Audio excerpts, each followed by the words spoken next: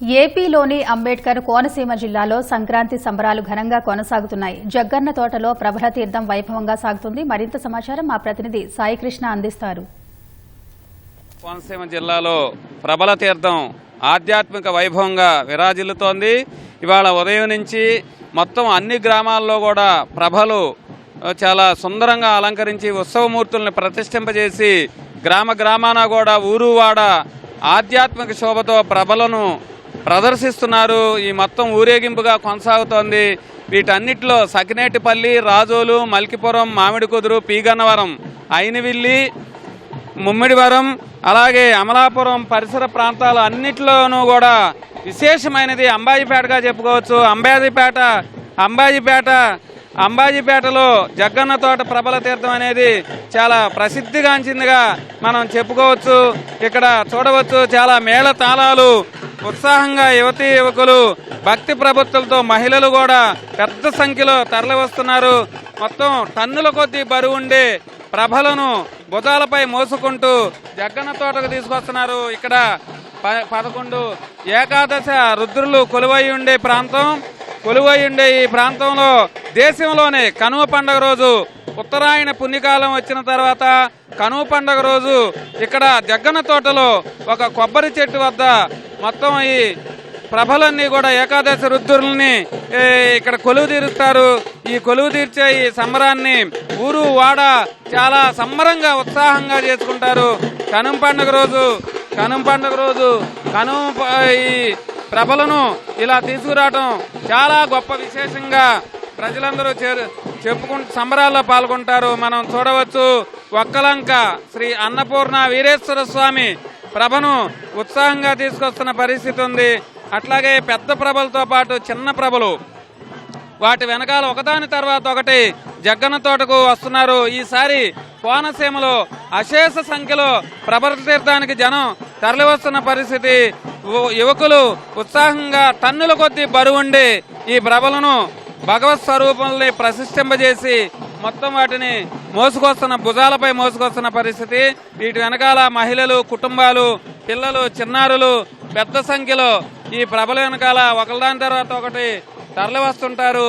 మొత్తం ఏకాదశ రుద్రుల్ని ఒకచోట కొలువు తీరుస్తారు. ఈ కొలువు తీర్చి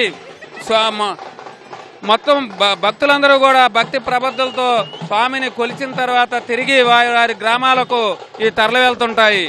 గంగలకుర్రు, అగ్రహారం ఈ 2 ప్రభలు కూడా వరి పొలాల నుంచి దాటుకుంటూ అప్పర కౌశిక నదిని దాటి ఏకాదశ రుద్రులు కొరువైన ప్రాంతానికి చేరుకోవడంతో మొత్తం ప్రభల తీర్థం పూర్తవుతుంది. ఆ తర్వాత భక్తులు దర్శనం చేసుకున్న తర్వాత తిరిగి ఒకదాని తర్వాత గ్రామాలకు తరలివెళ్తున్న పరిస్థితి ఉంది. ఈ ఏకాదశ రుద్రుల ఈ ప్రభల ఉత్సవం కోనసీమలో దాదాపు 450 ఏళ్లుగా ఉందని చెప్పాలి. చాలా ప్రాశస్త్యమైన రోజుగా దీన్ని కొలుస్తారు. జగ్గన్న తోట ఉత్సవంలో రుద్రులు ప్రభలు ఒకే చోట చేరుకొని భక్తులకు దర్శనం ఇవ్వటం ఇక్కడ విశేషంగా చెప్పుకోవాలి.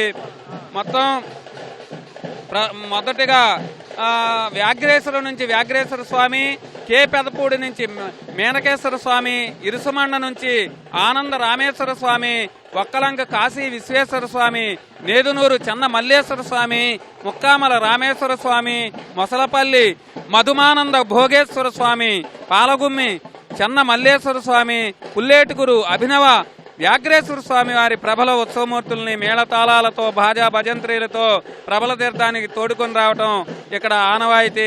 ఈ ఉత్సవంలో భక్తులు చాలా విశేష సంఖ్యలో పాల్గొంటారు.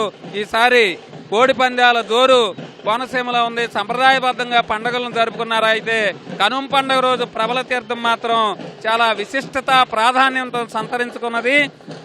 ఈ ఉత్సవంలో ప్రత్యేక ఆకర్షణగా గంగలకుర్రు చెన్నమల్లేశ్వర స్వామి, గంగలకుర్రు అగ్రహారం వీరేశ్వర స్వామి ప్రభలు అప్పర కౌశిక నదిని దాటి ప్రభల తీర్థానికి చేరుకోవటం చాలా అద్భుతమైన ఘట్టంగా మనం చెప్పవచ్చు.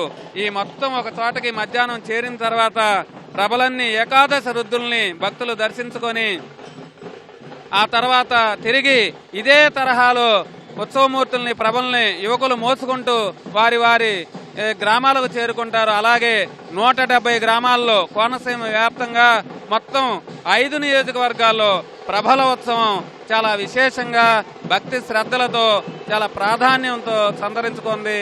అందరూ కూడా భక్తులు ఈసారి అశేష సంఖ్యలో జగ్గన్న తోటకు తరలివచ్చి ఈ ప్రభల తీర్థాన్ని తిలకిస్తున్న పరిస్థితి కోనసీమలో సందడిగా మారింది. కెమెరామెన్ రమేష్తో సాయి కృష్ణ, ఈటీవీ న్యూస్.